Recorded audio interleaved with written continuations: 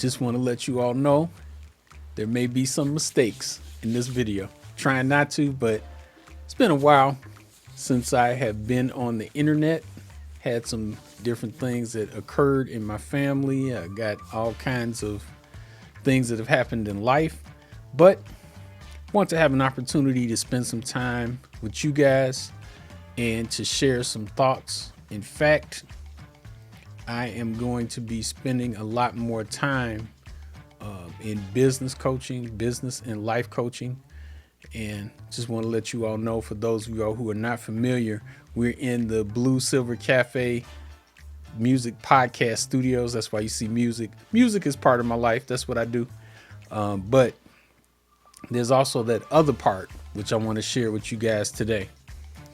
And what we're going to be doing is talking about the 7 strategies to improve your business and your life. And everything that we put up is for your benefit.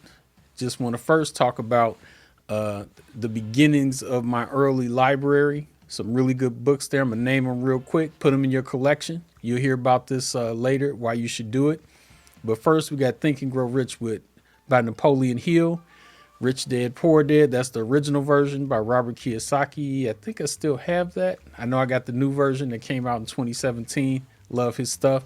Second book is Rich Dad's Cash Flow Quadrant by Robert Kiyosaki. The third book is Guide to Investing by Robert Kiyosaki. Next book is going to be How to Win Friends and Influence People by Dale Carnegie. Next book we have in the library is The 7 Habits of Highly Effective People by Stephen Covey. Now, the next book may not be to some a business or personal development book, but it really was to me. It really helped me to get into the mind of Steve Jobs. That book is big. It's nice. It's about, when I got it, people were still doing CDs. So I think there was about 12 CDs. Steve Jobs by Walter Isaacson. Very interesting to understand his mind and the thought process behind why he did what he did when he was with us here at Apple. And well, not here at Apple. This is not Apple, but I'm surrounded by Apple products. So the next book is The 21 Irrefutable Laws of Leadership by John Maxwell. After that is The E-Myth Revisited by Michael Gerber. And then we have The Energy Bus by, I think that's Jeff Gordon. Next book is Why A Students Work for C Students by Robert Kiyosaki. That's one of his later books. That's pretty thick too. Very interesting.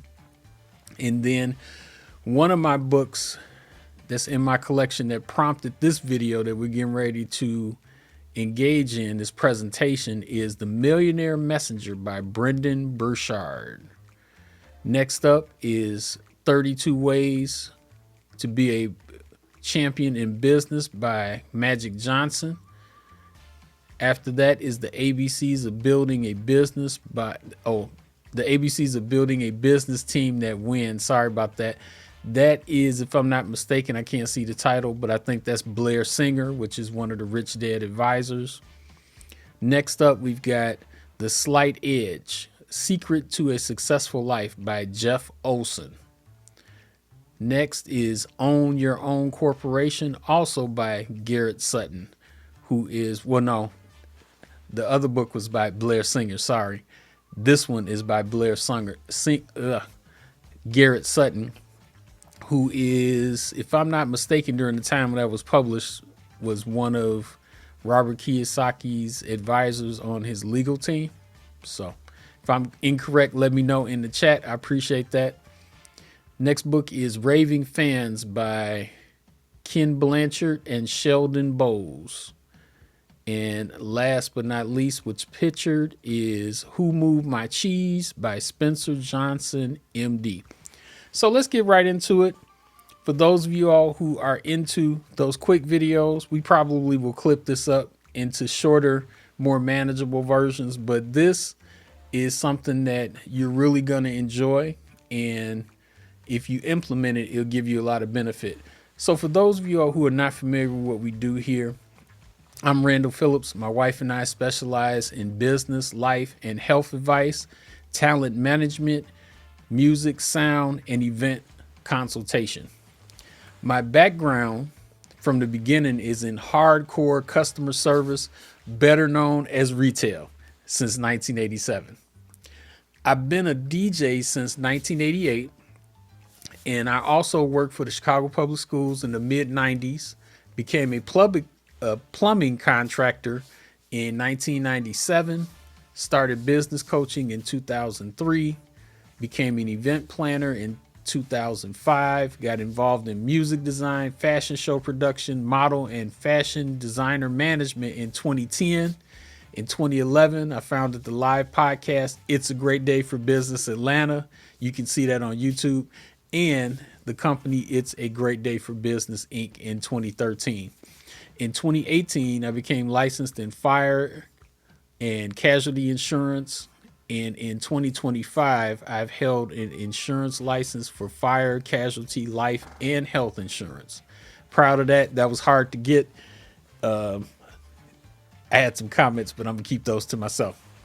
But like you see pictured there, that's the beginning of it. I started my own personal development library in 2003, and I have read and studied and implemented the lessons and strategies of over 50 of the world's most famous and influential books on business and personal development.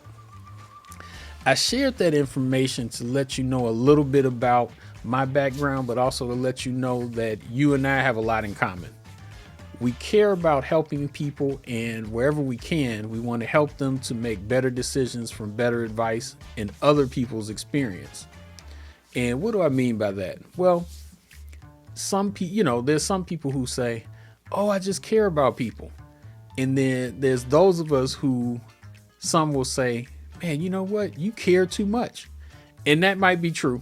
It's just, I was talking to somebody today at my office, and it is a blessing and a curse to care, because sometimes you need to take care of yourself a little bit more than others. But hey, this is the life that we lead. It's what we do. But what I wanted to talk about with that last part, which says helping people to make better decisions from better advice and other people's experience.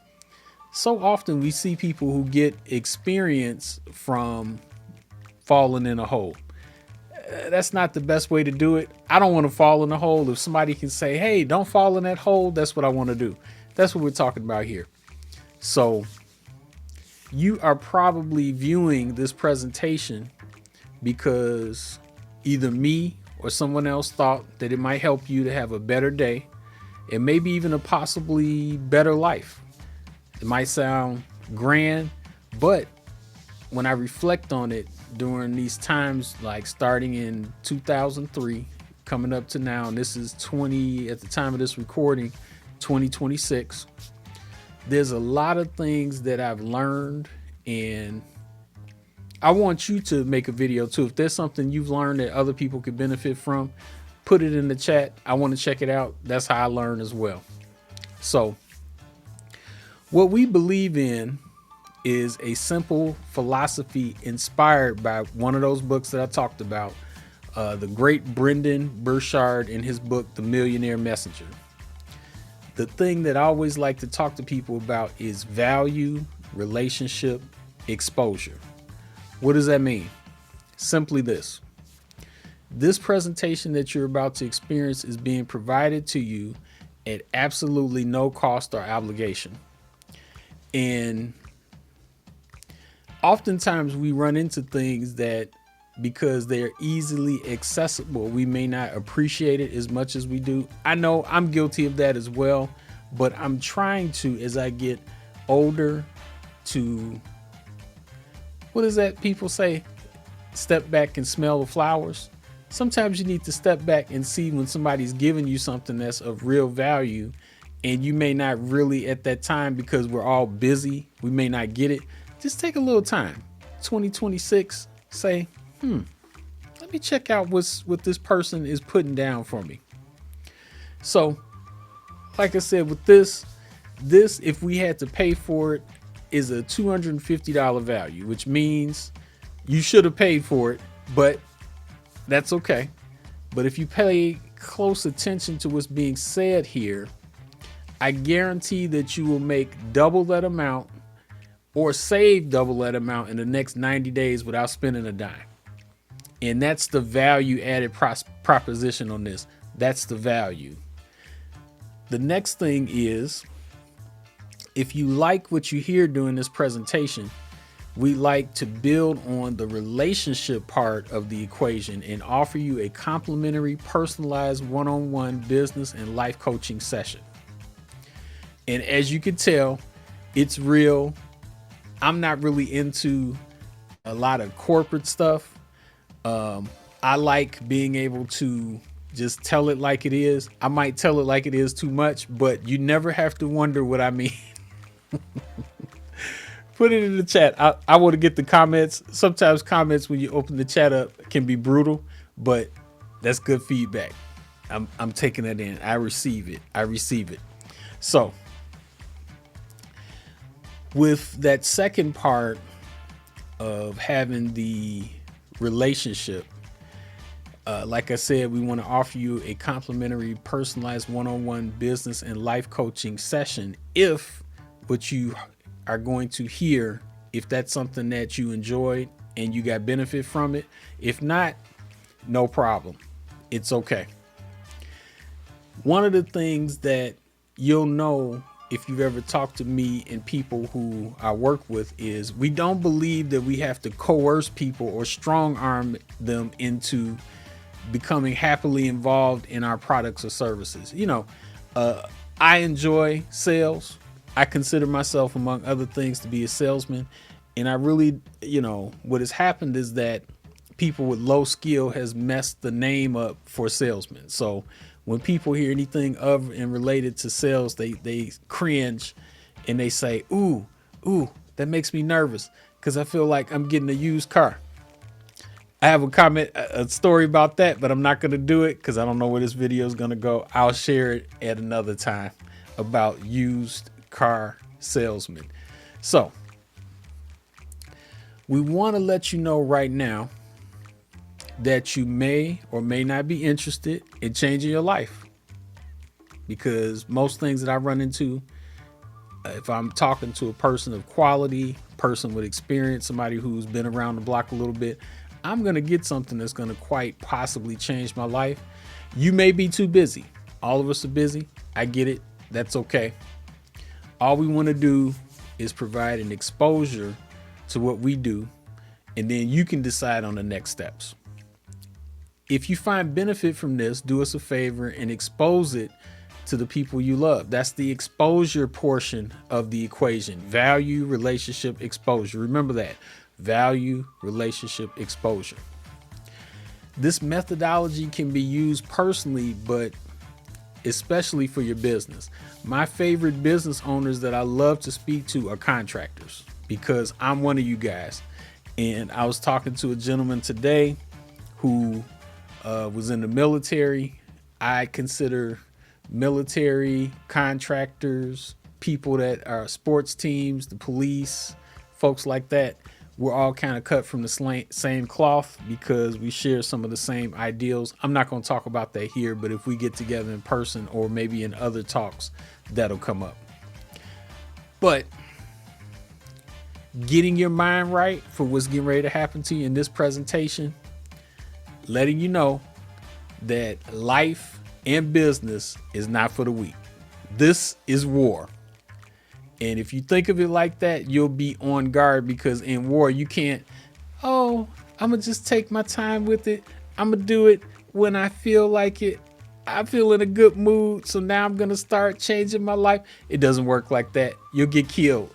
War is war, and you are in war, whether you like it or not. Life and business is serious. The people that don't take it serious, you can see what happens to them. So keep that in mind. Let's get our mindset together.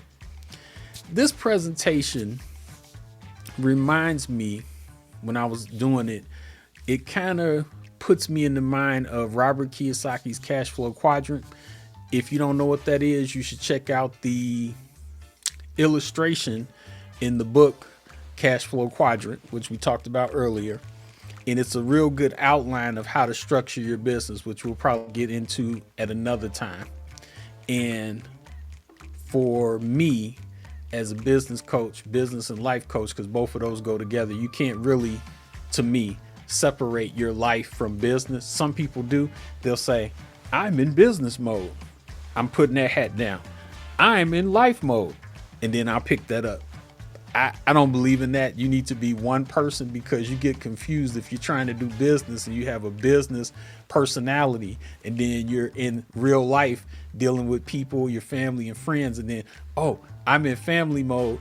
It confuses people, because now you got to figure out, okay, which one am I doing? So that's why I put them together, business and life.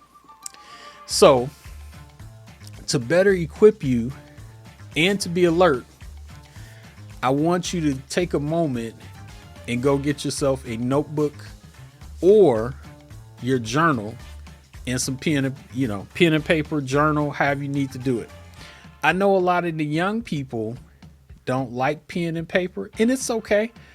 You can do what you want. Not in this presentation, though. This is my presentation. So if you want to get the benefit of the presentation that I'm giving you, take some time now. Get yourself pen, paper, get a notebook. I suggest a journal. I give you an example. I didn't prepare this, but I got it here handy. This is my journal. So you can get this particular one. Not trying to give them a plug or anything, even though it'd be nice if you all help me out. I appreciate it. I got this from Office Max, Office Depot. I think they're all the same thing now, but you can get this. It's got 256 pages. I don't know why it's 256, but it's gold embossed. This right here is about $16, and it's nice because, when you're writing down your thoughts and getting things together, it will let you know having it in here is serious. That's the idea that came from Jim Rohn, by the way. All right.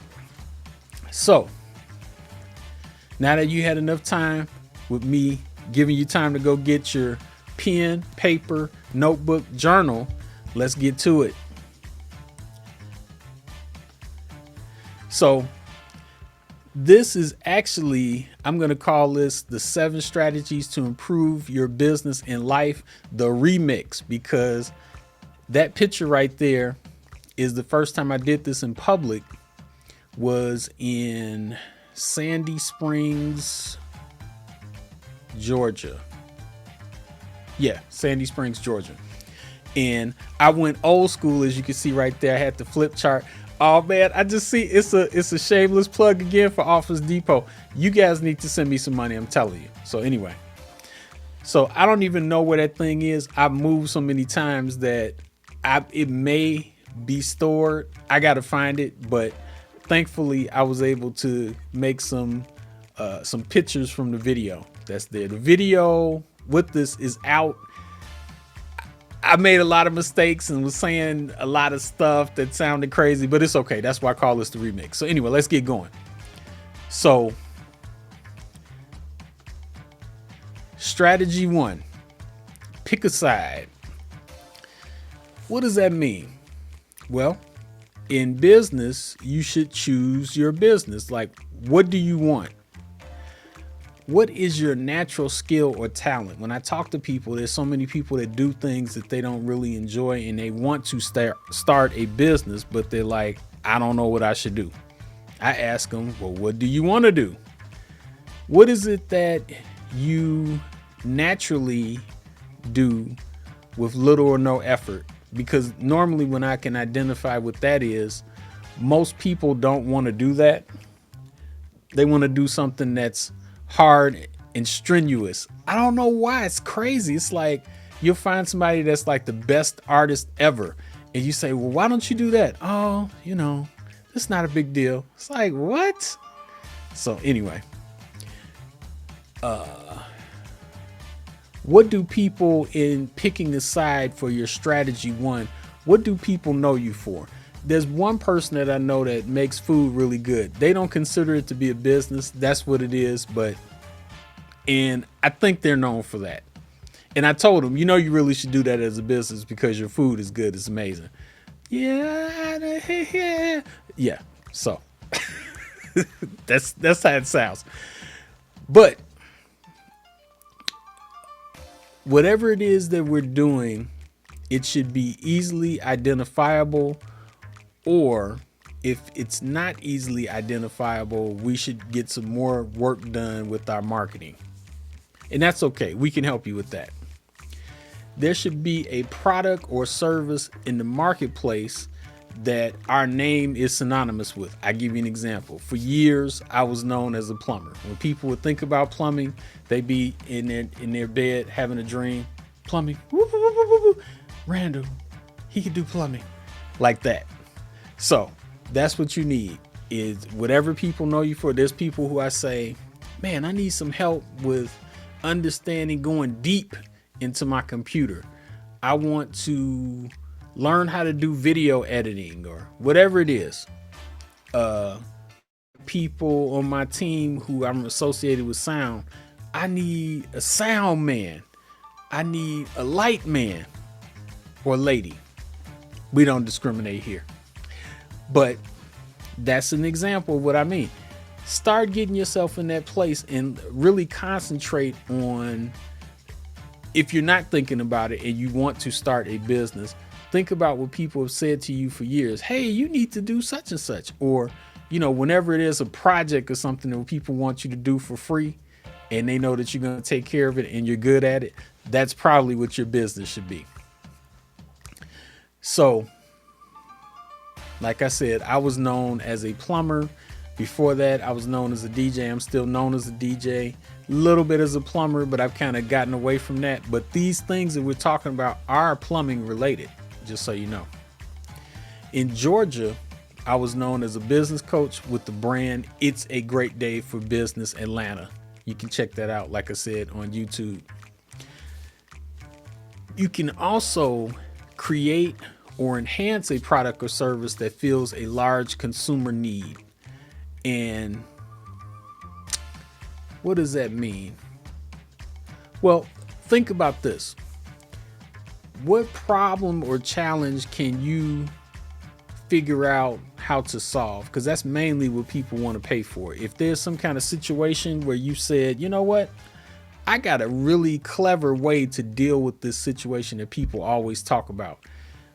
Try to be positive so we don't call it problems, but it's that we'll call it challenges. Add that to your repertoire.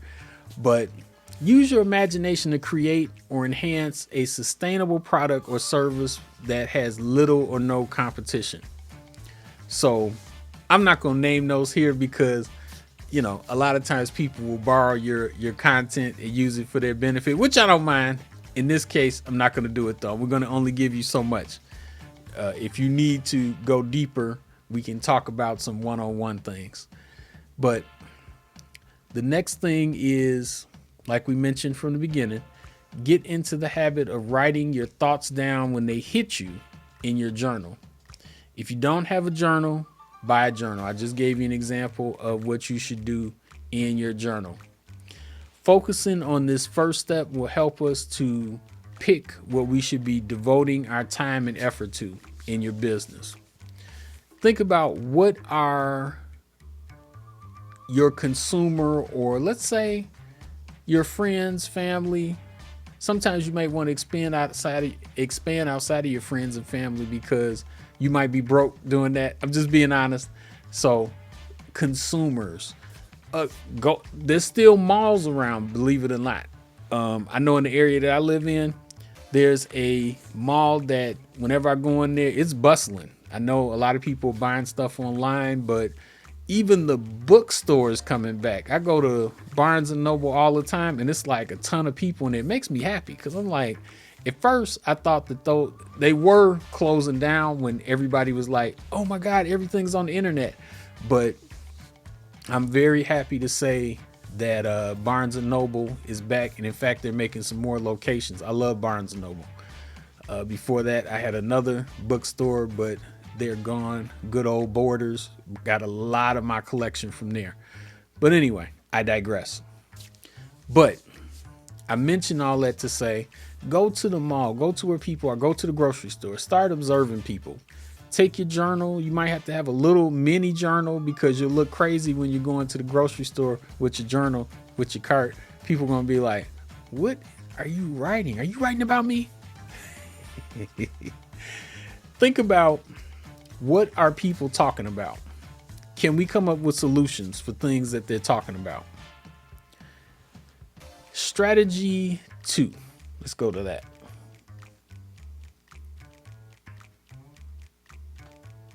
All right. Strategy 2. Choose your battlefield. What is that? Your area of operations. And so many times when I've asked people, in fact, in this original presentation that I gave an example. When you ask a person who is new to their business and what they're trying to do with no strategy, you say, well, where do you do your business at? And a lot of times they'll say, well, wherever a customer is. And, that's great to be gung-ho like that, However, what's best is to have a area that you can concentrate in, because especially when you're brand new, you can't really cover a lot of area by yourself. You got to, work on that. So what we always talk about is a base camp. I talk about this all the time with my friends, family, business owners, business clients. If you have a base camp, figuratively and physically, once you have that place where you can like collect your thoughts, get yourself ready for battle, you can do a lot. But if you don't have a base camp, you're just kind of like floating around and you don't have any way to be safe. I liken it to if you're just in the ocean and you don't know where any shore is, you're just floating around.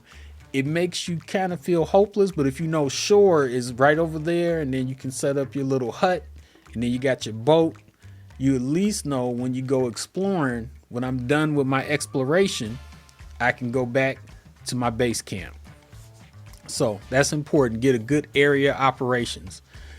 Where do you want to establish your base camp? What I suggest is to use some good intel to pick this. You can use your metaphorical satellite for a higher view of what's going on. And in the military, or even for those who like sports and football, there's always the person that's up high looking down on the field. And a lot of times people will say, well, that's not fair. That person should be down on the ground with us. That's not true. Here's why. When you're on the field trying to survive, you can't see everything because you're taking care of yourself. So you have to have a larger view of everything that's going on. This is important. So many people who start a business or anything, a life endeavor, are trying to get a large view on the field by themselves. It just doesn't work. Think about it. When you see, for those, like, I'm not really into sports, but I will occasionally see what's going on in the Super Bowl. So, for example, you'll always see the coach will be on the ground, and then there'll also be somebody up top in the stands way high up looking at the field to see the formation of what the other team is doing. And then they can relay to them in the mic and say, hey, it looks like they setting up for this kind of strategy. And then the coach can go, oh man, thanks, I appreciate that. And then the coach is off on the sidelines. He's not there with the linebackers and all that, tackling people and all that kind of stuff, because like I said, he'd have to concentrate on surviving. He can't look at everybody and see where they need to go. So it's important to get your strategy for your base camp by using your satellite to Be like the top brass in the military, looking to see what's going on. And also, you need to be able to use scouts. Scouts. Those are specialized troops in the field. You need those people in the field. You need the people up high. You need the people in the field.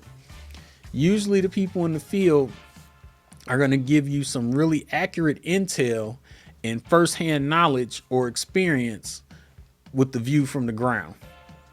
This is what I call the real deal, but you need both, because a lot of us, especially from a contractor background, we don't value the people up high looking at strategy. Here's what I mean. I've worked with so many plumbers where you say, well, based upon other plumbing companies that I work with and seeing how they've gone from small to big, and even one person I've known sold their plumbing company for millions because of being able to know I need people up high giving me the strategy so I could exit my business and know what I should be doing.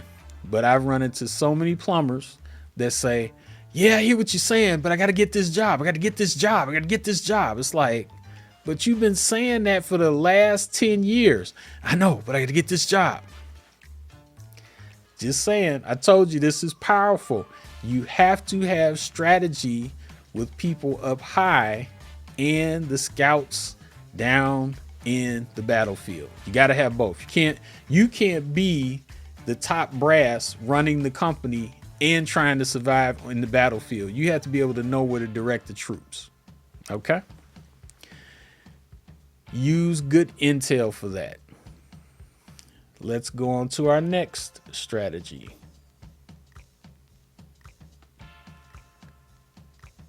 All right. Let's see.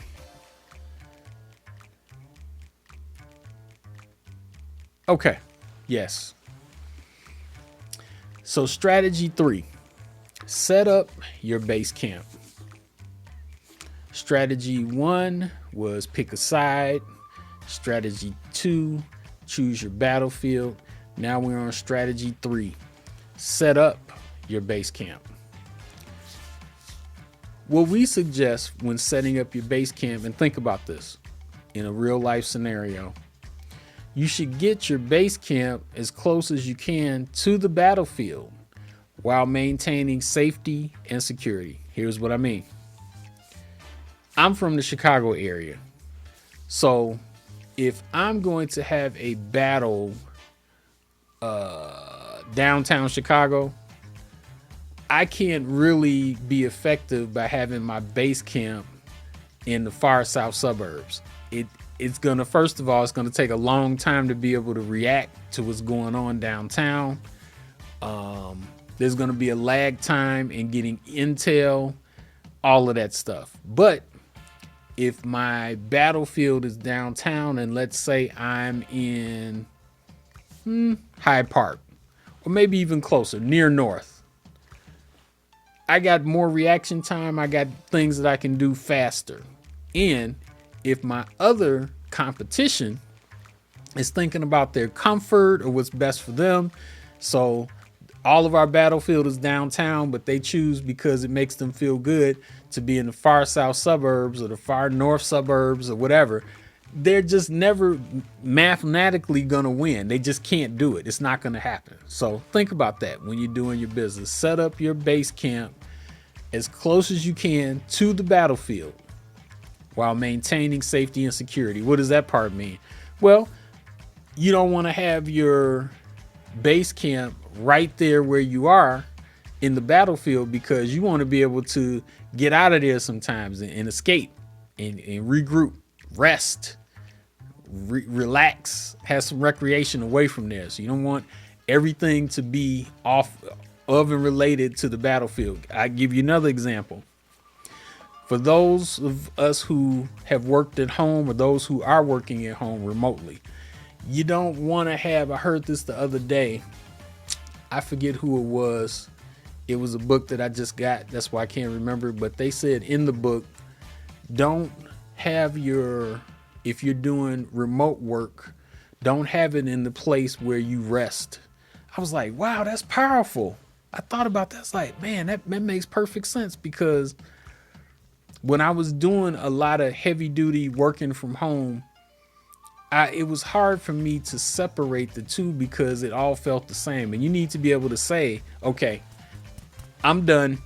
I'm going to this other area, even if it's just to regroup and collect your thoughts. So, yes.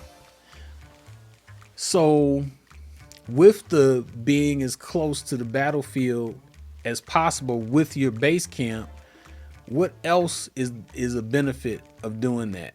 Well, you want to ask yourself, where can we find you if we want your product or service?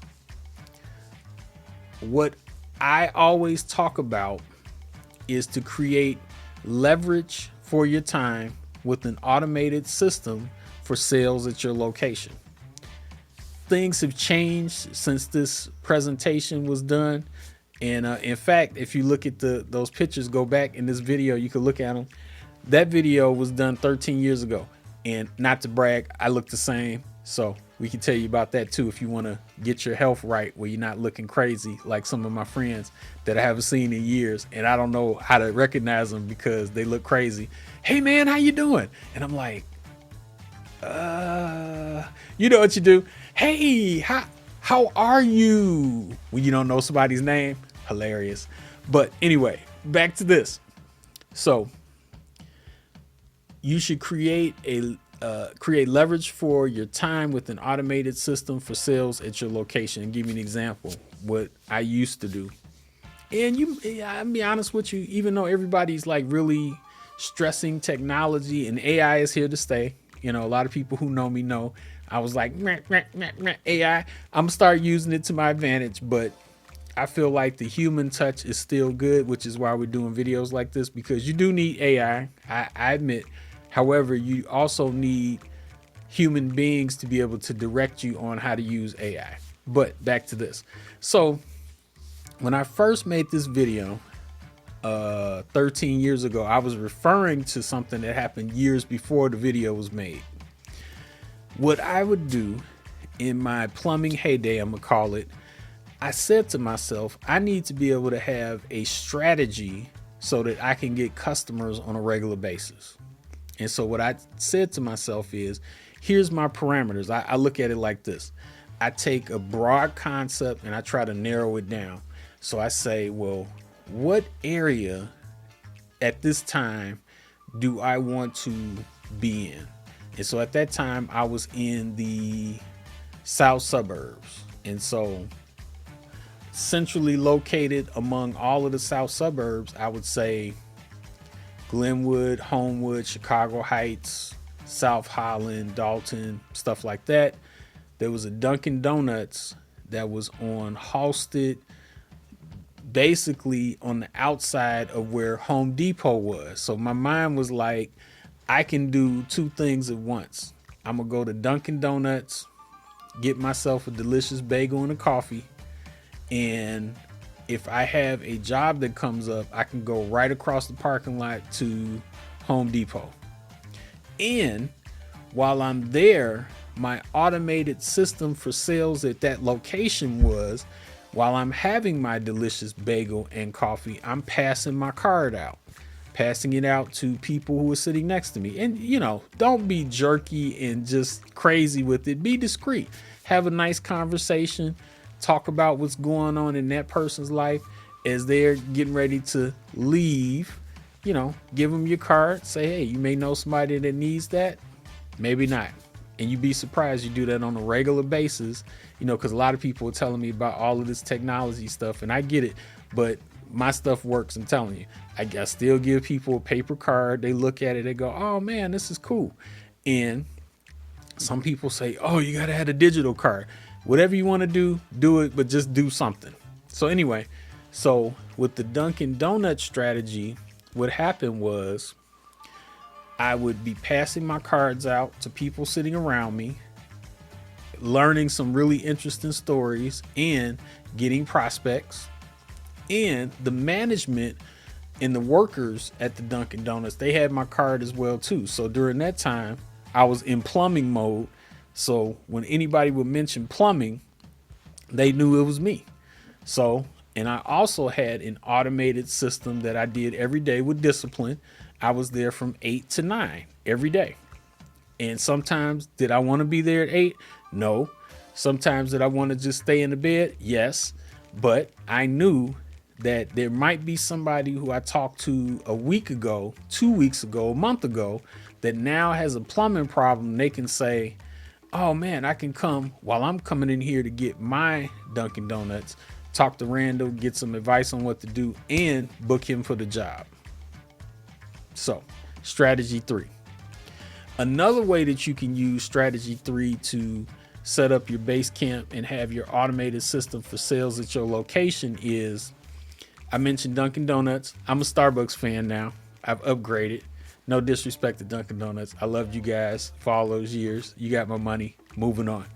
You can also do, for automated systems of leverage, videos like this. Like, I'm sending this video out. The plan is to send it out to as many people as possible. Instead of me saying this to people each time, they can watch it at their leisure, pause it, because it's pretty long. I know a lot of people are into short videos, but this is heavy duty stuff. This is like school. So if you need it to be short, do like 5 minutes or less, put it on pause, go do something else, and then come back. That's what I'm gonna do for you. So Dunkin' Donuts was one way. Starbucks is good. Good vibes at Starbucks. In fact, Starbucks, like I was mentioning earlier, paying attention to what's going on, Starbucks really sets themselves up in a way where they want you to stay and they want you to have conversations. Of course, they want you to buy their drinks and food, but Starbucks, if you ever been into a Starbucks that's ran the right way, nobody's going to ever say, hey man, you buying something? They're not going to do that. They're trained to, it's I don't know if it still is, but it used to be called the third place. You got home, work, and Starbucks, the third place. So Dunkin' Donuts is an example. Starbucks, videos like this is an automated system. Webinars. If you're good at something and you want to share it with people, get them on a webinar. One of my good, I'm gonna call him a friend. Joshua Poindexter. Now, I'm going to give him a shout because this is a gentleman that's like super on point. He sends me videos and encouragement every day. He doesn't miss. And I tell him that is amazing that you don't miss like that. It's hard for people to be disciplined nowadays. And that's another thing. That's a side note to strategies. Be excellent. Strive for excellence. That will put you ahead of the crowd. So Dunkin' Donuts again. These are automated systems. Your Dunkin' Donuts, your Starbucks, or a cafe, any kind of place where you can get multiple things done at once while doing your business. Most people know this, but some people don't. They don't think about it. Just putting that in your strategy 3. Webinars, and also for you network marketing people like myself, opportunity meeting where you can have somebody else do the presentation and you bring people into the automated system. So you want to, again, establish value, cultivate the relationship. And now, guess what? Not only will people expose your information, but you, because of doing that, you've earned the right for exposure. And that's what people get messed up so much, especially people who do that pesky salesman stuff where they're just, you want to buy my stuff? You want to buy my stuff? Nobody likes that. I mean, a lot of us deal with it. And for those of us like me, I like sales and I like salesmen that have skill. We deal with it, but please, please, please add this to your repertoire, you salesmen, saleswomen. Establish value, give people something that they can say, man, I really appreciate that information. Develop the relationship, go into the next step. And you can even develop the relationship by getting to know a person, because we all need our money and we need to do transactions, but getting to know people is really important, because guess what? You'll find some valuable information by asking people questions and really being interested in the relationship. So remember, value, cultivate the relationship, and that has earned you the right for exposure that you can do, as well as those people who've seen your information, they can expose it for you to others. Strategy 4. Let's get our strategy 4 picture. Oh, I went too far. There we go. Strategy 4 picture. Set up your barracks. We need soldiers. And the reason why I say that is, in the world that a lot of us have grown up in the public school system, or maybe you didn't go to public schools, maybe you went to private school, maybe they got something different. I went to the public schools. Some of them were good. Some of my teachers were good. Some of them weren't. It's okay. It's just part of the game. However, in school, we've all been taught to work on our own, to get accolades on our own, to win our own awards, to not copy off of each other's paper, because all of those things where you're not by yourself is considered cheating. However, those of us who do business know in the real world, you can't be by yourself. You'll get destroyed because you're competing with people that have well-organized teams. This is where the information from Robert Kiyosaki's teachings come from. And a lot of people feel different ways about Robert Kiyosaki. A lot of people feel different ways about everything. I say, educate yourself, get the good out of anything that you hear about, because there's nobody out here that's perfect, that does everything the right way. I'm sure there's people that go, I can't stand Randall. I can't stand his guts. And I get that. I love it. But find the good in the information that the people are bringing you. Okay?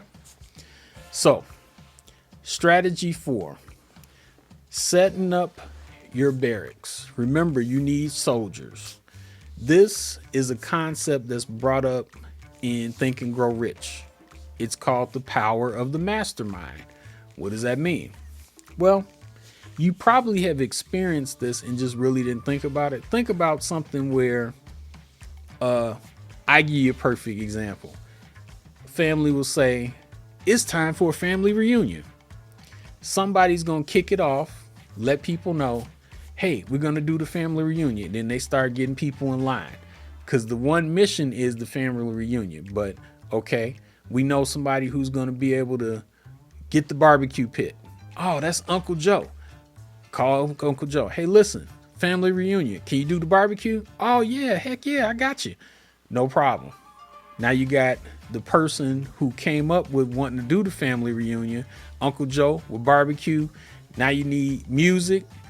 You need decorations. You need all of the other things that go with the family reunion. All of those people that participate in that family reunion process, that's part of what Napoleon Hill calls the mastermind. It's everybody functioning in unison, going in one direction, where it's like one mind, not one person here, not one person there, but everybody is going and getting one mission done. It's important to be able to have the power of the mastermind. What does that also mean? That means that we need to always be recruiting. That's hard for some people, because guess why? They got bad personalities. So if you're one of these people that will say things like, I don't like people. Okay. Nobody's impressed. And guess what? We're talking about people who want to improve their business in their life. So this may not be for you, because if you're saying things like, I don't like people and people are stupid and all that kind of stuff, you're going to be broke. Newsflash, broke. Anybody that does well in business has to learn, if it's not intuitive for you, to deal with people, learn how they work, because all people aren't stupid. Do they do stupid things? Absolutely. Do you and I do stupid things? Absolutely. However, there's always going to be good. Find the good in order to be able to help the people benefit themselves with your product or service. So always be recruiting. And here's a way that you can recruit. There's people who, if you have a conversation, will say something that makes you go, I'm gonna give you a perfect example.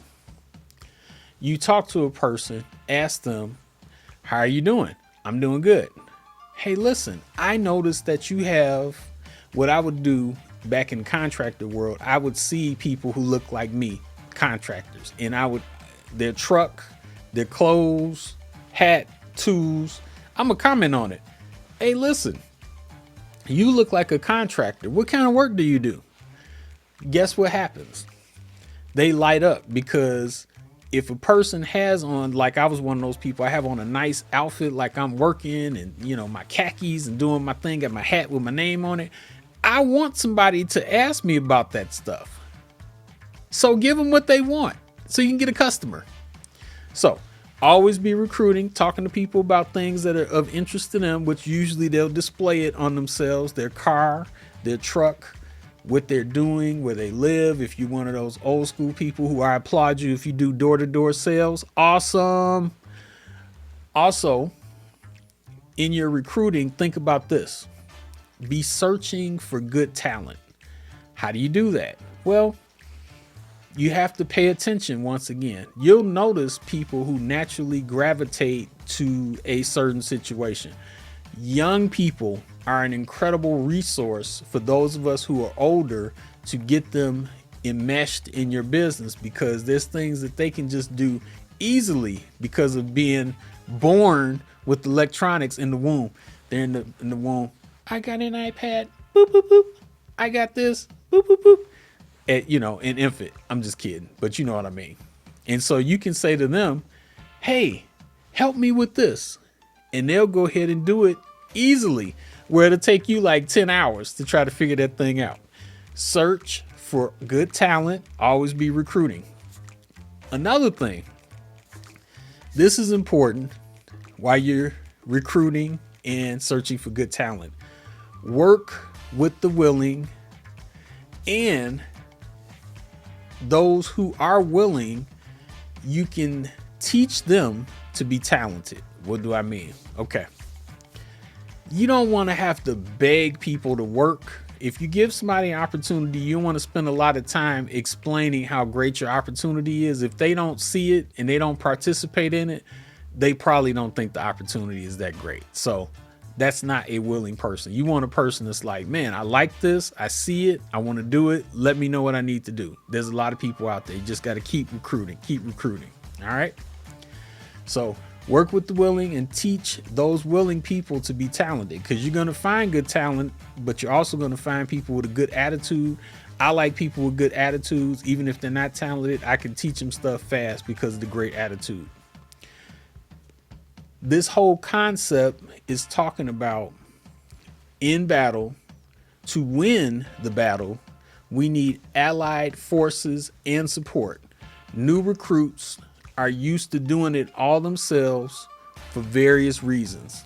And that's what I told you about earlier. That's how school taught us, because everybody wants to be a shining star. Look at me. Look at how great I am. And they have nothing going on. Man, I don't know why my business isn't working. I work hard and I do this and I do that, but I just don't seem to be getting ahead. Well, that's because you're by yourself. Like I said, this is going to be some powerful stuff that people might have thought about in the back of their mind, but I'm putting it right here in your face. And take as much time as you need. Pause this video, go back, get your notes, whatever you need to do. Because guess what? Here's a tangent that I'm going to go on. A lot of people, when they see these type of videos, they'll say, well, you know, people nowadays, they only can watch like a minute and a half, 2 minutes. But I tell you this, there's things that I'm interested in, and if I was younger, would be interested in to really learn and do. I've watched videos on people who are into vintage stereo equipment and understanding how your equipment works and what new things are coming out relating to stereo. Like, I like that stuff. So before I know it, while I'm doing something else, I'll watch a video that's like 30 minutes. And then what they'll do is have the YouTube scenario, whatever you call it, the playlist or whatever, go right into another video. Before I'm done, before I know it, I'm getting some stuff done. I've watched like 4 of those videos, which is like 2 hours. And I didn't say, oh man, this video is so long, because it was for me. I was interested in it. So I'm just giving you that advice. make some videos so all of us can learn from what you got. And you don't have to be like everybody else. Make a little short video. They got software where you can cut the video up. If you want to make a long form video like this, you can do it. It's fine. I get it. Okay. I got more. So,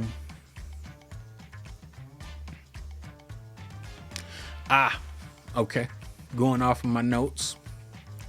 Setting up your barracks, getting soldiers. New recruits are used to doing it all themselves for various reasons. Here are some of the reasons. This is from some of the business and personal development content that I have perused. This is a Jim Rohn story. He tells a story. I'm not going to tell it word for word, but here's the point. He talked about there was a man that had an opportunity to learn something about a business that Jim Rohn was involved in. And the man said, hey, listen, I like what you got. It sounds good. You can count on me. I'm going to be at the meeting. I'm going to get the training because this is right up my alley. I like to be a part of this, and let me know what I need to do. So he told him, well, what you need to do is come get the training like I got. We have a meeting. It's on this day at this time. You come to the meeting. Eventually, if you keep being consistent and keep coming to the meeting, you're going to be good. And then you'll be an expert at giving a presentation for this product or service. The guy was like, all right, that sounds good. Well, guess what? Life gets in the way. And people's old habits get in the way of new stuff. And this is something that occurs with me too. I'll mention something to somebody. I'll say, hey, here's this new thing to do, this new way of doing it. And then they want to mix their old way of living in their old schedule or non-schedule with the new stuff. And it doesn't work because you didn't have the new stuff in order to schedule around your old stuff. So what you should do, to be honest, wipe all that stuff out. It's a new day. If you got a new opportunity, you got to stop doing that old stuff, because if you were supposed to do the old stuff with the new stuff, you would have had the opportunity before the person presented it to you. Does that make sense? Maybe not. But so when the man Jim Rohn was enrolling into his business, it was time for the meeting. He would have all kinds of excuses, and he'd say, I missed you at the meeting yesterday. Guy would say, well, I had to take care of this old rickety screen door because, it's coming off the hinges. He's like, but you missed the meeting. He's like, I know. You can't just let stuff like that go away, go undone. Next week comes. Time for the meeting. Hey, where were you? Oh, man, I had to take care of, doing this lawn because you can't let your grass get high. He's like, but there's all kinds of little boys that you could pay a little bit of money to cut your lawn. He's like, no, I'll do it myself. He's like, dude, you're going to have every excuse in the world to not do what you need to do. So this is all mindset. If you get a new opportunity, new is the key. New opportunity, develop a new mindset. Let's see what else I have here in my notes. Oh, here's one. Here is a concept. Being burnt due to not paying attention or having the experience of being attuned to the signs of a bad prospect in your camp. Ooh, that's so good. That's something that I've encountered. And here's what I mean. Some people don't learn the lesson from being burnt.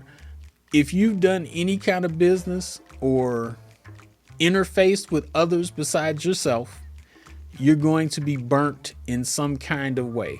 Now, with skill and experience, you don't have to be super burnt, but the more business and life that you do, you're going to get singed. It's just what it is.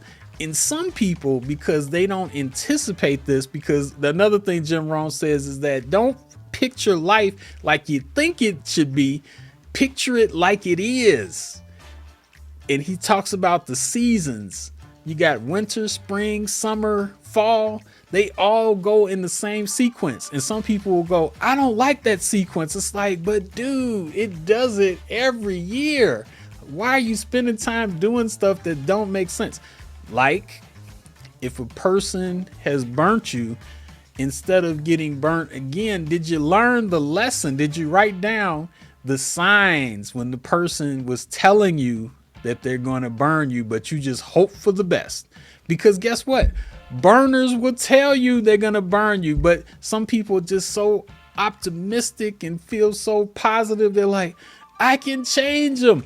No, don't change them. If they're a burner, they're hot and you're going to get singed. Stay away. From experience. So, once again, being burnt due to not paying attention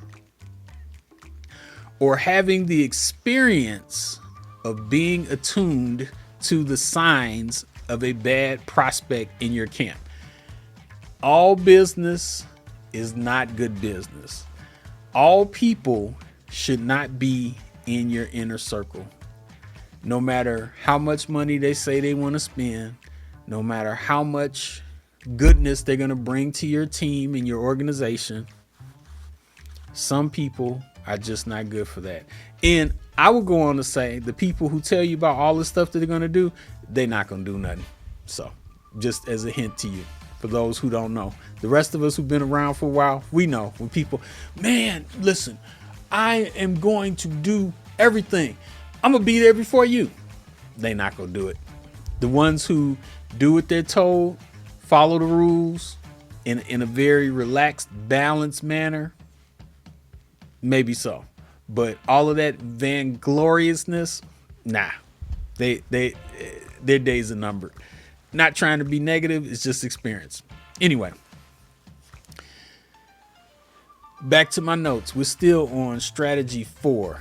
I'm enjoying this. This is giving me a lot of good benefit. I appreciate that. My next sentence says, then the new prospects have to pay the price for the sins of the bad recruit. Ooh, that's so good. So, once again, getting burnt is a part of life and a part of business. There's going to be people who just no good and people who don't know that they're no good. And you'll find out that they're no good by putting them in a situation where their foot is to the fire. Because fire, heat makes things happen. If there's no heat, nothing happens. That's Randallism, or maybe not. But apply some heat, see what happens. If it's cool, everybody can, that's a New Edition song. Sunny days, everybody loves them. Can you stand the rain? Ooh. So, please do yourself a favor. If you got burnt, learn from that and put it in your journal. Write it down. Think about it. Pray about it. Contemplate it. Talk about it with somebody else who know and love you. And they can say, what will probably happen is they'll say, I told you that the person was going to burn you. So let's keep going. It's just like picking someone in preparation for marriage. If you dated someone and picked someone incorrectly in the past, someone new for our future shouldn't be punished for our terrible blunder. So, and people do this. Man, I'm afraid of doing this new thing because in the past, something bad happened to me. That's like saying, I'm not going to go to the store and buy groceries because there was a bad cashier that treated me bad. So guess what? I'm going to stay hungry. People don't do that. They're going to be right there buying groceries, getting fatter and fluffy. That's what I call it. And so it's one of those things where it really boils down to an excuse. You're going to do what it is that you want to do. Okay.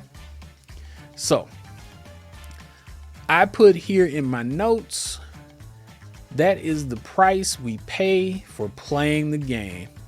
You have to run into the burners, and guess what? With more skill, you'll be able to, after you got burnt a couple of times, you'll be able to see far out in the distance. That's a burner, because guess what? They're glowing. Well, before you were like, it looks like they're glowing. Maybe I'm looking at it the wrong way. No, they're glowing. All right, back to our notes. If it was easy, life and business, everyone would do it. Think about it. I remember a person who I enjoy so much, and I saw him live, Darnell Self. Look him up. He said, if doing this was easy and a thing that everybody could do, it would be no longer an opportunity. I remember when he said that, I was like, wow, that's deep. Because so many people will say, that thing that you're offering or doing, I don't know about that. It doesn't seem like too many people were doing it.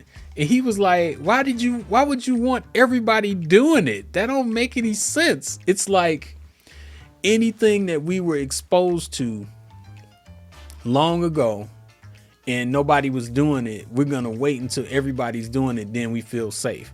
I think about, there was an investment that I had an opportunity to be a part of, and I messed up. It was my fault.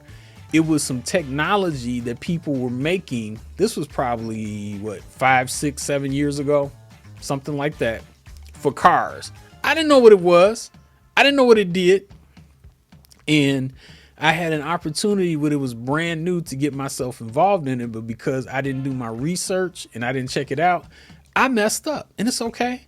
When you mess up, think about your mess up that you did. Now, every single car that I see today has this technology in it. And I'm like, but once again, like I said from the beginning, learn from other people's messed up experience like Randall. So back to our notes. What we were talking about is, with all of these things, watch out for people who are going to burn you.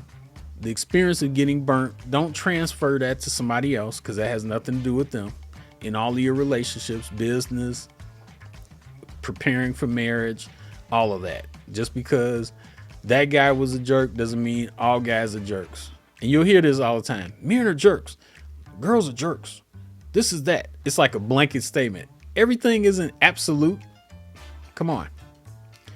So, the good people. No, let me go back.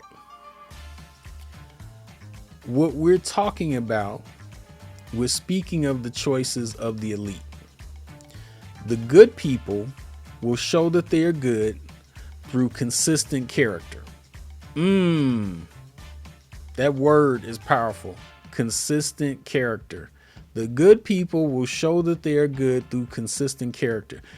It could happen, but it's usually hard for a person who is a burner to behave like a person that's cool. Ooh, that's awesome. Think about it. You want to deal with people who are cool, where you go, man, I enjoy being around them. They don't force themselves on me. I mean, I'm really enjoying this scenario. It's cool.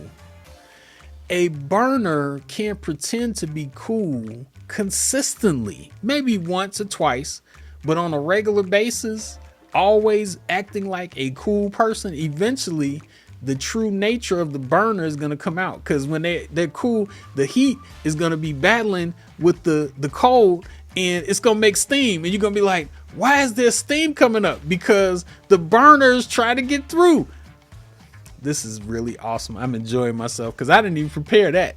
I'm just thinking about it like, wow, that's awesome. So we are speaking of choices of the elite, which is where we all want to be. We don't want to be regular or average. Everybody does that. Regular or average is not trying to be better in your business, in your family, in your life. It's just, well, this is what other people have done. This is what my parents did. This is what my grandparents did. So this is what I do. Well, why? I don't know. That's just what we do. It's like, Okay. No. Be better, be excellent, be the elite. Okay. The good people will show you that they are good through consistent character. Pay attention to that. If somebody's consistent, that's a good thing. Don't just take that for granted. Consistency, especially if you raggedy, don't do it. In future classes, we will teach how to identify the good prospects. And as an example, here's an example from the Bible.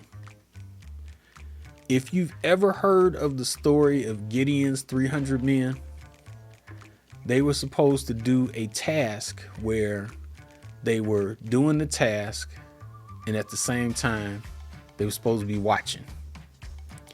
And at first it was a big group. I don't remember how many was in the group, and then it got weeded down. And eventually the group got small enough to where it was 300 based upon the behavior and the attitudes of the men. So for example, there's a picture that I've seen where the 300 men, when they're on the watch, some of them got thirsty, and when they were getting water back in the day, because they didn't have any fancy stuff like we got now, Yetis and that, they had to get it by hand. So they would get the water, and the men who weren't watching and who weren't elite, they would go crazy with the water. They all in the water, down in the water, swimming in the water. Now I'm just exaggerating, but they weren't paying attention.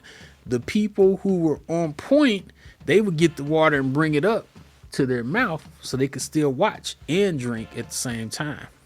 So that example is another Bible concept: faithful in least, faithful in much. If a person can't do basic things, if you say to them, listen, tomorrow I want you to walk across the street, and then I want you to keep doing that every day until I tell you to stop, they're going to say, that's crazy. Hey, listen, you want to be trained, right? Yes, I want to be trained. Okay. Walk across the street every day till I tell you to stop walking. It's part of your training. If on day 2, the person can't walk across the street and they give you excuses and say, well, I just didn't understand while I was walking across the street. Nobody asked you to understand, bruh. Just walk across the street. It's part of the lesson. You can't give that person something bigger than that. But people do. They'll go, oh, he was having a bad day. So I know he didn't complete going across the street, but with motivation and that a boy, he'll probably be able to do something more complicated. No, he won't. So the good people will show that they are good through consistent character. I'm going to say it again. They will show that they are good through consistent character. Most people today are not consistent, especially, this is a side note, being on time and doing what they say they're going to do. So if a person doesn't do basic things, once again, don't expect them to do big things. And I hear people say this all the time. When I say, well, what happened to the situation? Oh man, I don't know what happened. Well, tell me the story. Well, when I first got together, they was late that one time, and then they came, and then they came again, and then they was late, and then they came, and then they were late. Okay, so I'm not confused. What are you confused about? I just didn't know why it didn't work out. Well, they're not consistent. That's why it didn't work out. Everybody's not cut out to be on your team or to be a part of what you're doing. Because if they don't do small things, they can't do big things. Oh man, that's a revelation. No, it's not. It's just think about it. Anyway, so strategy 5. I get on the tangent. Let's get to strategy 5. Come on. Okay, there it is. Strategy 5. All right. Strategy 5. Build a factory to produce vehicles of value. What does that mean? Well, if you have a vehicle, you're going to move faster than if you're on foot. So what that simply means is you can get more done by using vehicles instead of relying solely on infantry or the ground troops.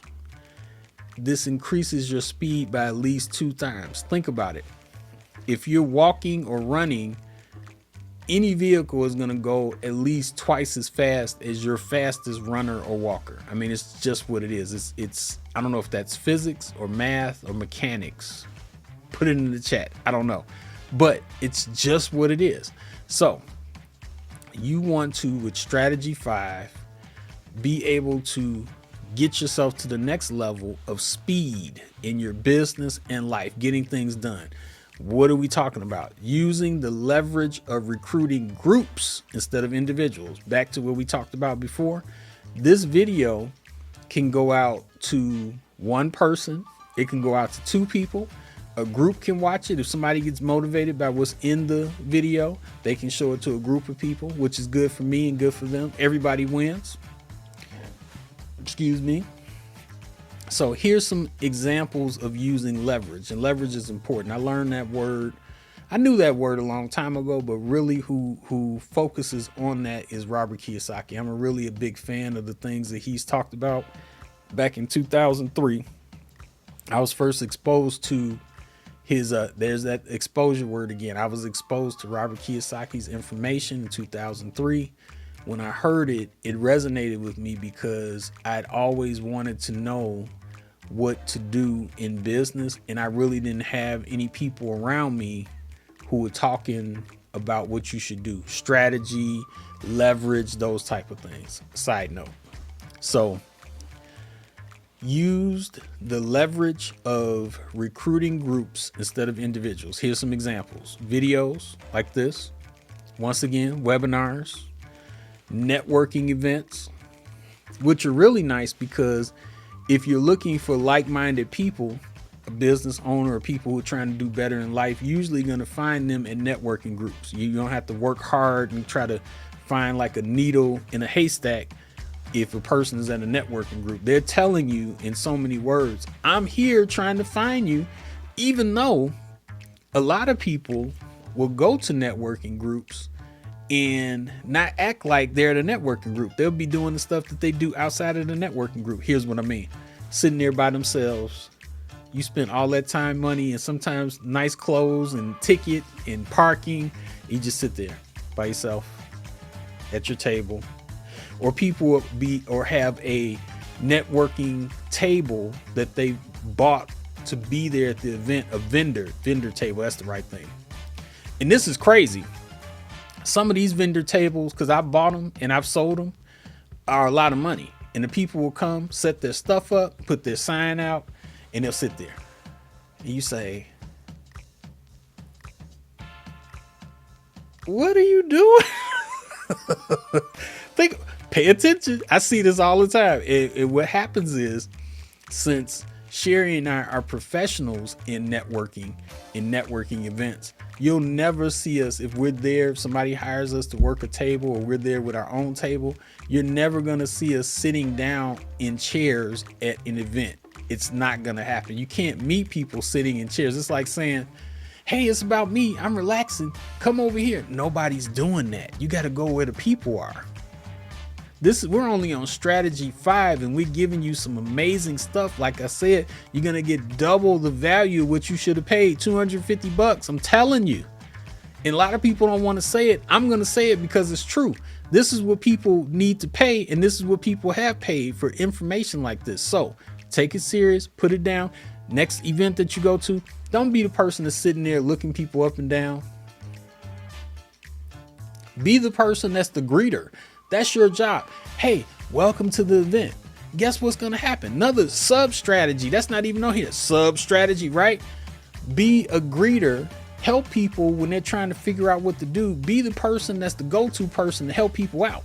They're going to remember you because most events that are not planned properly, you come to the door, you're trying to figure out what to do. What do I do?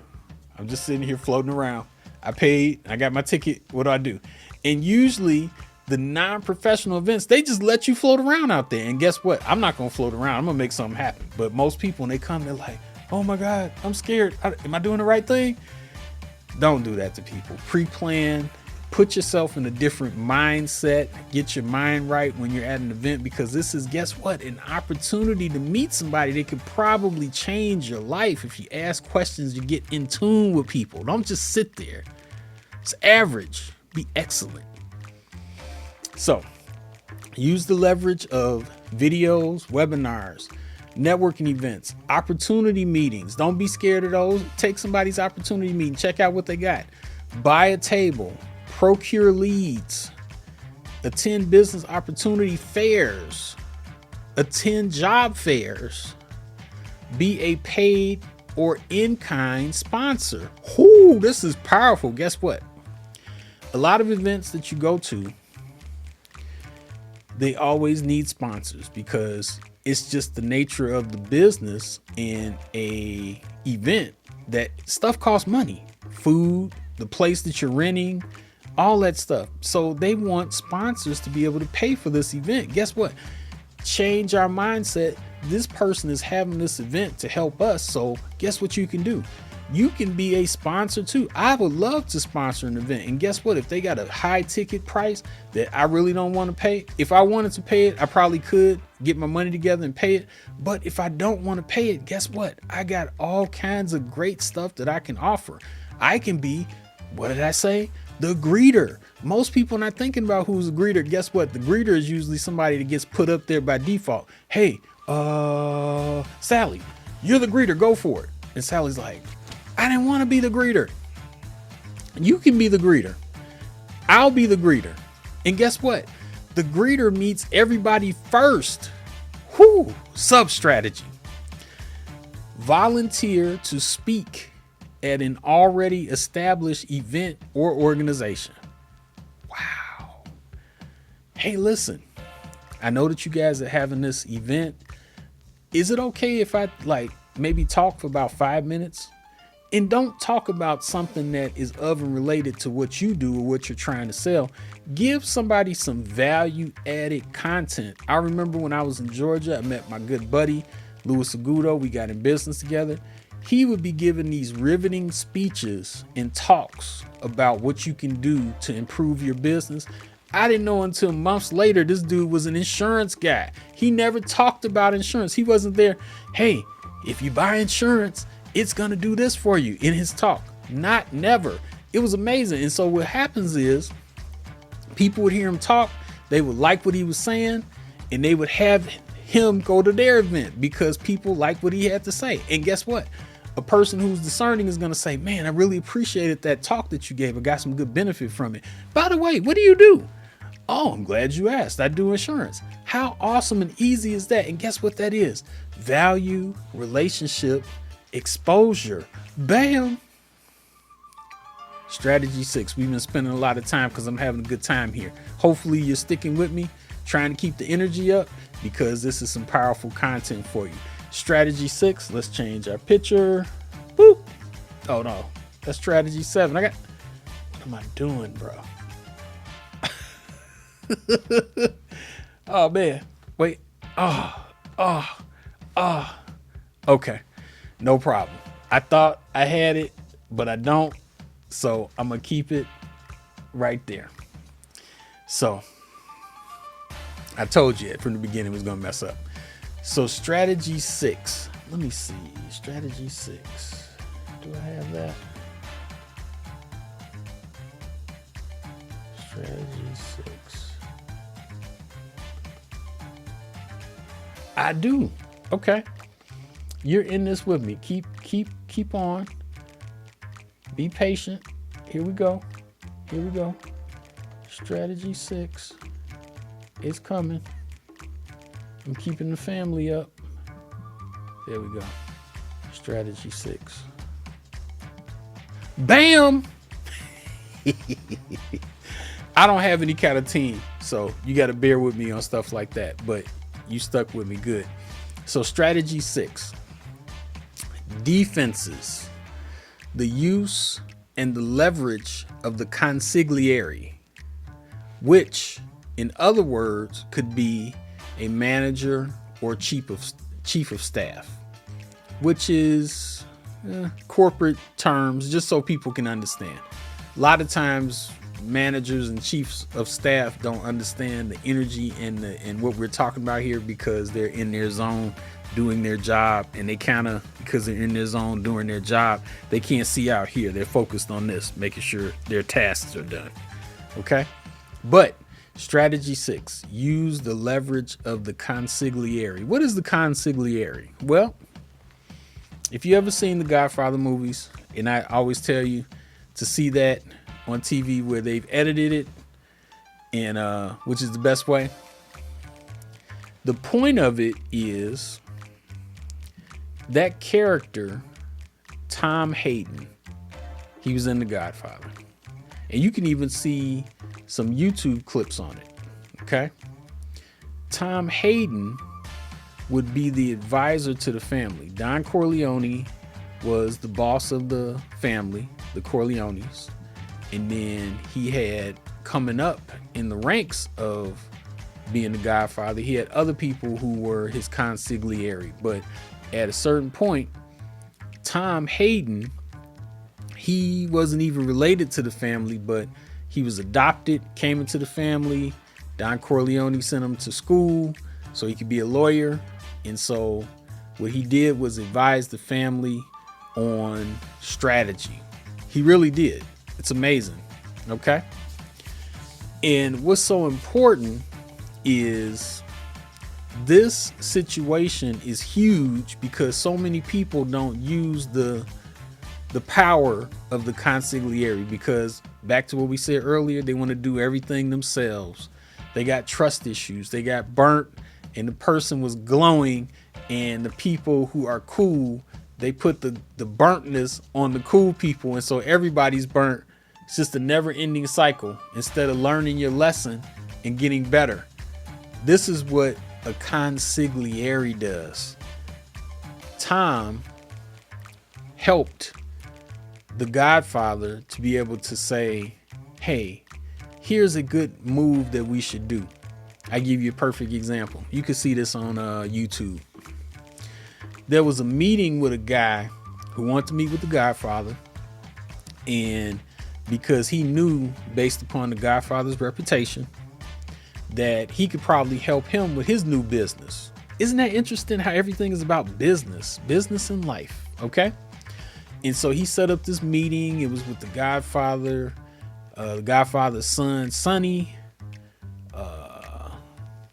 some other people in the Godfather's organization, managers, middle management. It's all the same if you really think about it.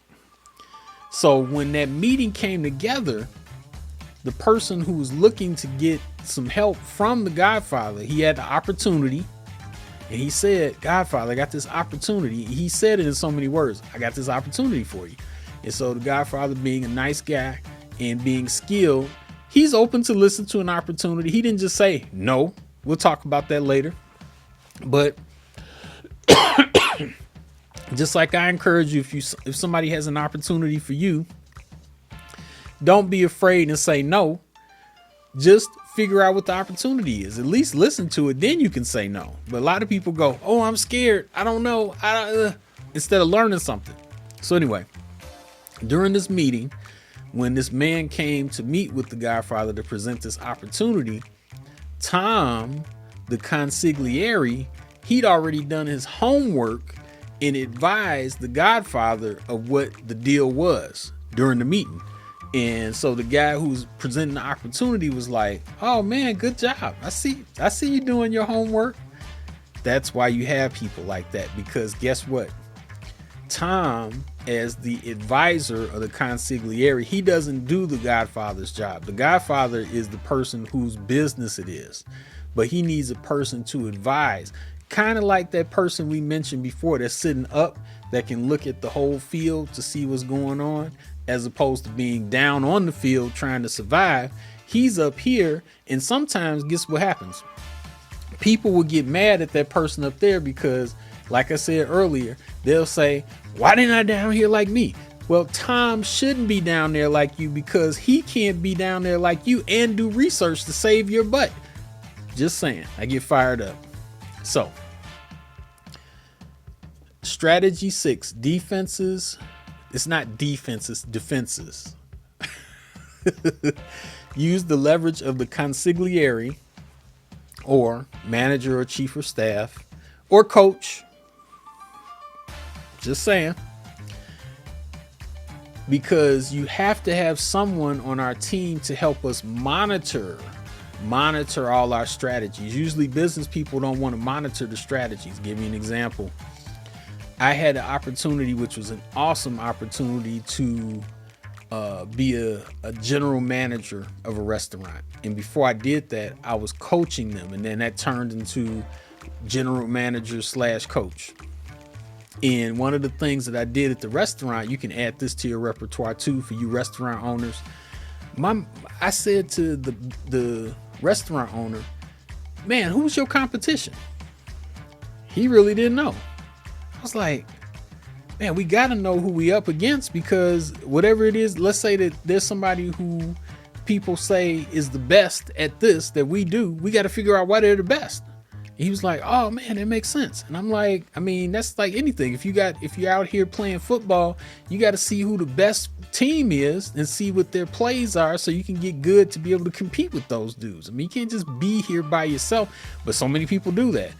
And I'm vegan, Sherry's vegan. I love being vegan. That's why I look the same 13 years later, just a hint. But I'll find so many restaurants that don't do any research. They don't have a time. They don't have a business coach. They don't have a person saying to them, this is what you should be doing. Anytime I'm involved with something, I want to know, okay, who's the best at that? And not because I'm so interested in them being the best, but typically if a person's the best, there's something that they're doing that's excellent that makes the person go, they're the best. You got average and the best. You got average, below average, average, best. Strive for that and figure out why that is. There's usually, if a person is really good, even if you take a person like a Michael Jordan, Kobe Bryant, those folks, they would always tell the story. It wasn't like amazing things. They just did stuff other people didn't want to do. So make sure you have someone like a coach, business coach, life coach, to help you monitor all of your strategies.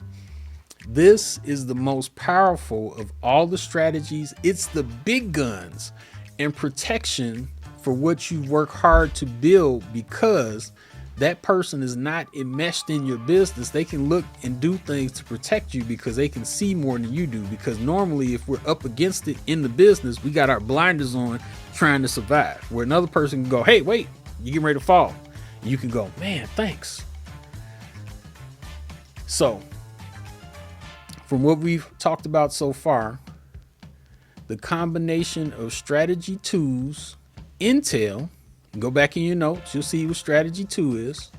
Strategy 2's intel from satellite and scouts, plus this person who is the consigliere or coach or person who's got your back, that's not in the thick of it, but doing strategic things, checking out the whole operation.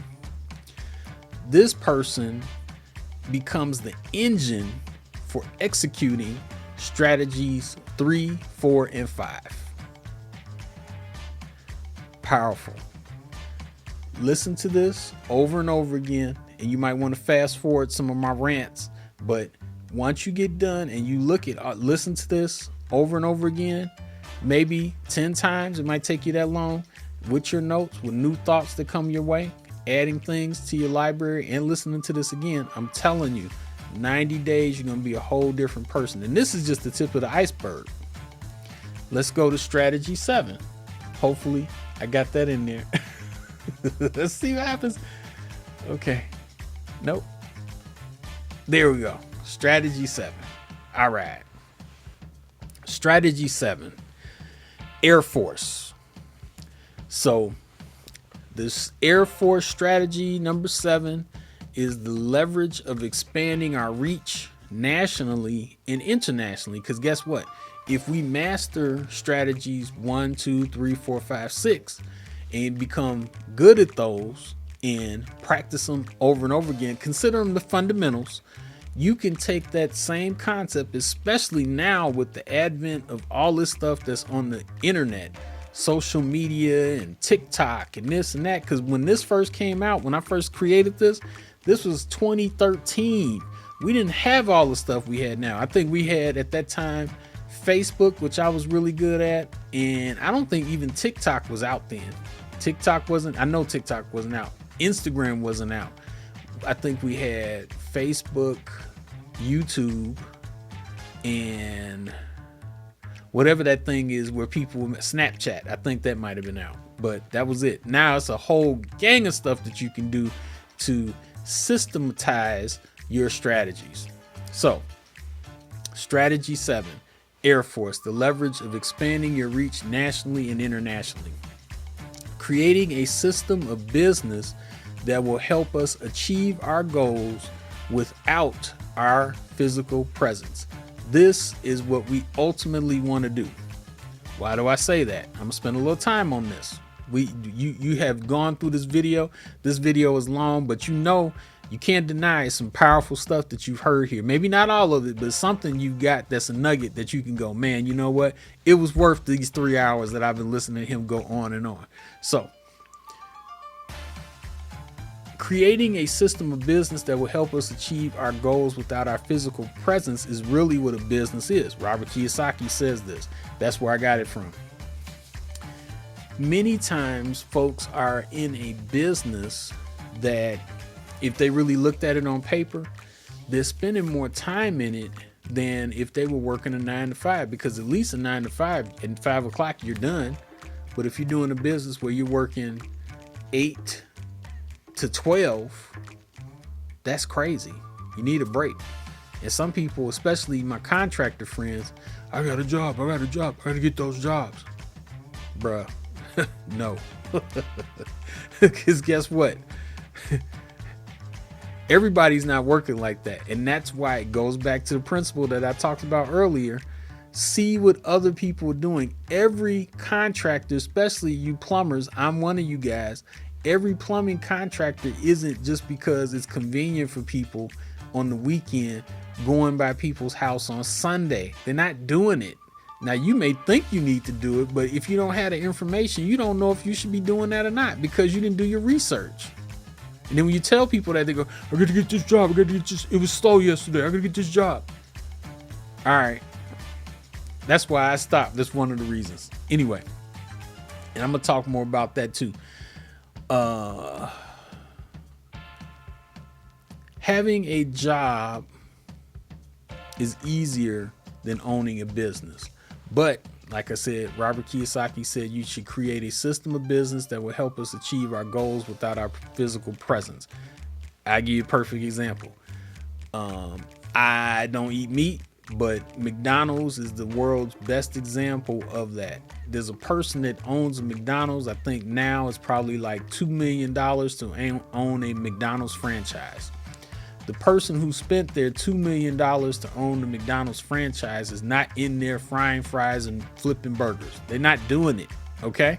They may do it because it gives them enjoyment, or they may have some kind of situation where they need to do it for a time, but they did not buy that thing for $2 million so they could be in there doing all of the jobs. They're going to be in there early in the morning, making the breakfast by themselves, making the lunch by themselves, cleaning the floor, cleaning the bathroom by themselves. They're not doing that. What they're doing is getting people, teaching them a system, which is leverage, on how to make that McDonald's run so that they do not physically have to be there, because the best McDonald's owners, they have multiple McDonald's. They want to have a system so tight where they can go, man, this one is good. It's making me profit. I'm going to buy another one. If you have to be there when the store opens and the store closes, you have just bought yourself a job. McDonald's, plumbers, electricians, jewelry salespeople, whatever you're doing, if you have to be there, and if you say, Like Jim Rohn says in the story, I do it myself. That's not a business. That's a job that you just pay money for. Might as well go back and get a job. Anyway, a good situation to learn about, well, not situation, a good book to read about this is The E-Myth Revisited by Michael Gerber. I remember when I first got a hold of that book, and it talked about the E-myth of working for yourself, which is the employment myth. Most people who work for themselves, they don't have this dream of being an entrepreneur. They usually work for themselves because they're trying to escape their boss. And so they can do what they learn at their place where their boss was on their own. That's why they leave. A lot of us have done that, especially plumbers. We had a boss that we were like, yeah, this don't make any sense. I could do this on my own, which is unfortunate. I mean, because most of us didn't want to do it, but that's what happens. So, and when I read that and listened to it, I was like, that's true. That's true. Because if any of us had a job, like our first job, if the job was perfect and met all our needs, most of us would be there. But typically, you get to a point where you have to say, you know what, enough is enough. I need to move on and do my own thing. And contractors, that happens most of the time. There's really nothing you can do. I mean, well, some people do good stuff where they treat them really good, where they're like, man, you know what, it's just so good, I don't even want to think about leaving here. But most owners don't do those type of things. So, side note.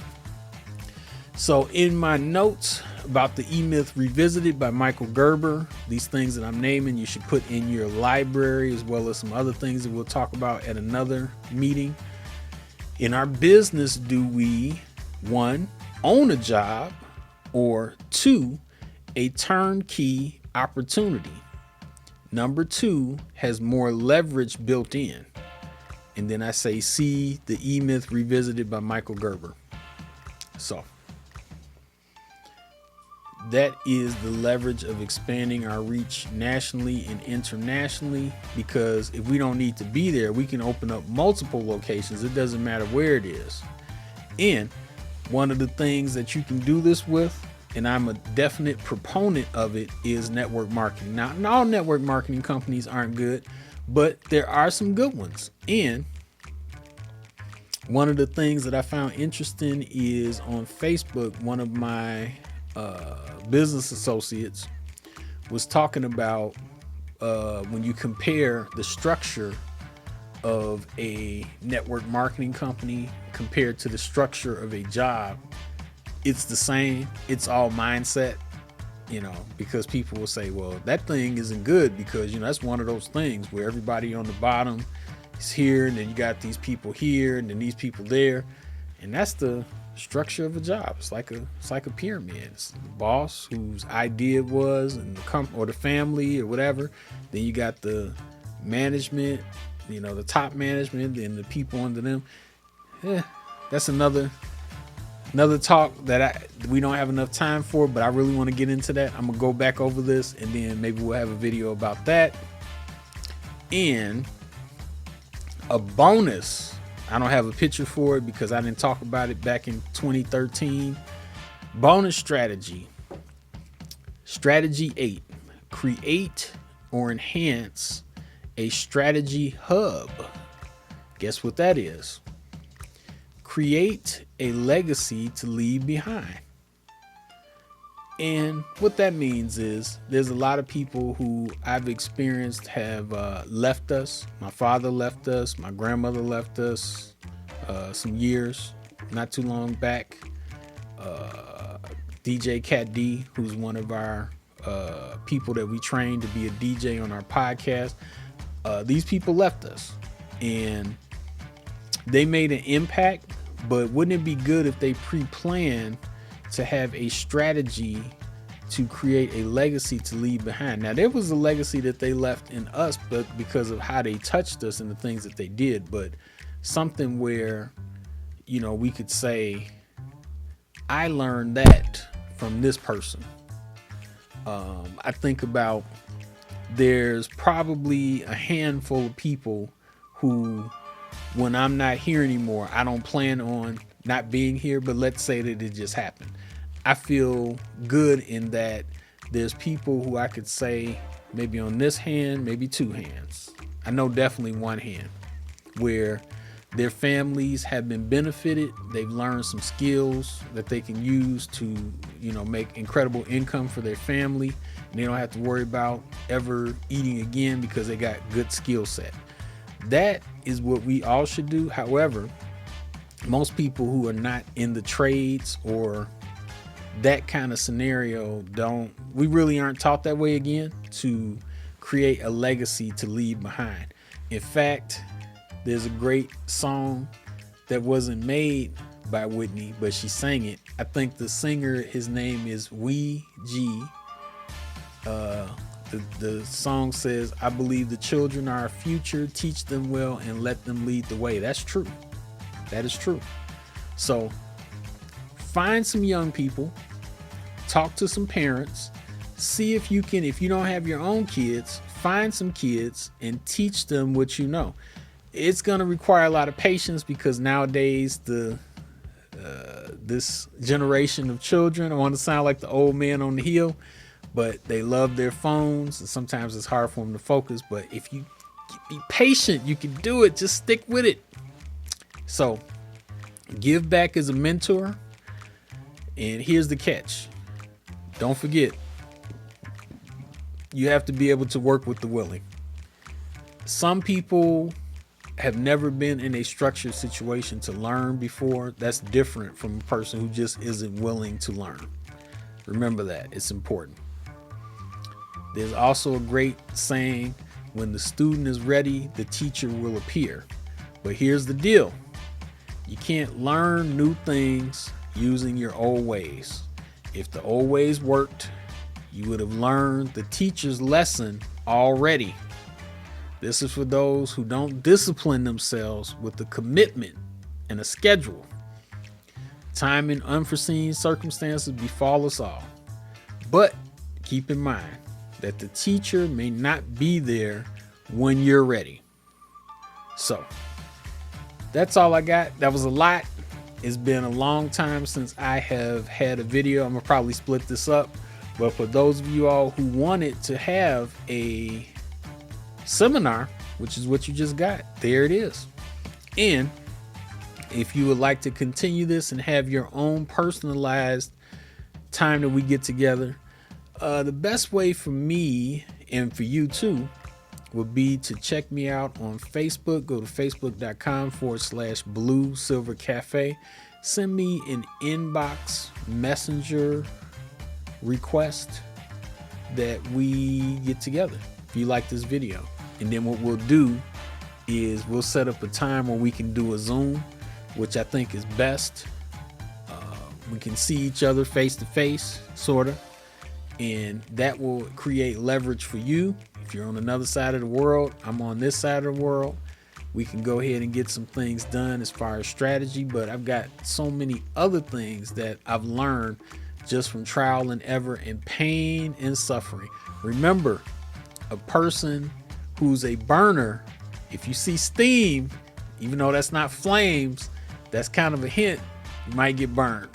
So don't forget, if you want to go to the next step, have your own individual coaching session, go to facebook.com/Blue Silver Cafe. Send me a messenger inbox message.